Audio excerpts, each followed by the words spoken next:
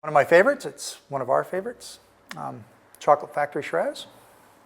You'll see why in a second.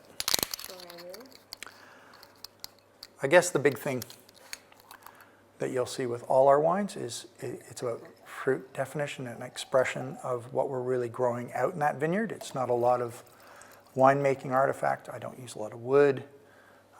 Everybody can buy the same barrels. To me, that's like salt and pepper that help round out a wine, give a little texture and depth and some complexity. But it's really trying to actually get that preeminent characteristic out of the ground.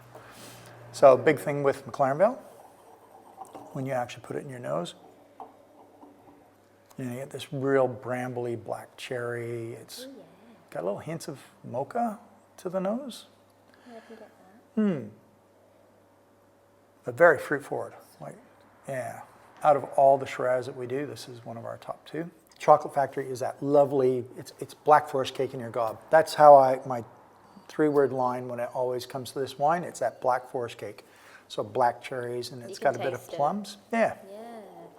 So what would you recommend to eat with this? This is a session Shiraz for me. It is on its own a sipping Shiraz. It's soft, it's gentle, it's very fruit forward. You don't really need to have food with these wines. Again, this is what I was weaned on when I first moved here, barbecue wine.